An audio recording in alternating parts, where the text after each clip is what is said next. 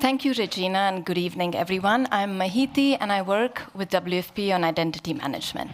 Now, let's get started. Every meal that WFP delivers starts with data.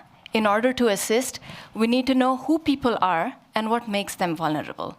As of today, at WFP, we're managing over 150 million identity records. That's nearly 3 times the size of the population of Spain. And this is often collected in some of the most difficult contexts, in between conflicts and natural disasters. What makes our job extremely difficult is not just the scale of the data, but also the complexity of the context in which it's collected. When crisis strikes, WFP needs to respond within days. That also means our registrars on the ground need to collect data from millions of people within a very short period of time. This speed can often lead to small errors. Also, contextually, close to 40% of the population we assist don't have access to formal IDs, and many just don't track their birthdays, meaning registrars need to make educated guesses on the spot on how to spell someone's name or how old they are, naturally also leading to small errors. But when we're assisting some of the most vulnerable people, these small errors can have life-changing consequences if it impacts their assistance.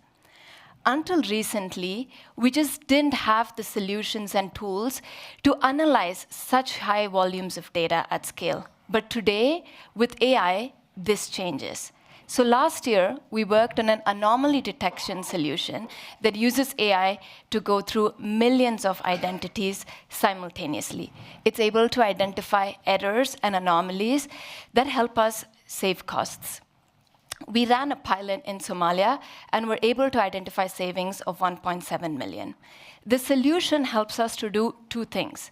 Firstly, it helps us save cost by identifying errors in our data set. For instance, on the right, it's able to go through millions of pictures and identify those that are incoherent and send them back for verification. It's also able to identify cases where people have been erroneously excluded from assistance. And this is extremely crucial, because behind every error is a family that may be missing out on assistance. For example, the one on the left, these children were estimated to be in their teenage. However, in reality, it turns out AI is a better estimate of age than the human eye, and they were 5 or less years of age, and they were missing out on early childhood nutritional assistance.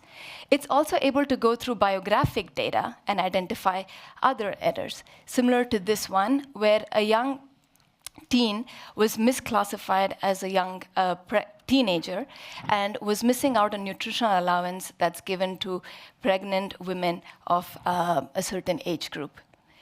With this, our vision is now clear.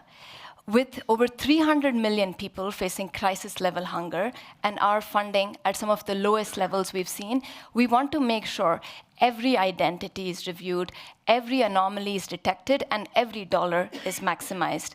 We're looking for technological partnerships and $800,000 to scale the innovation globally and also build new capabilities.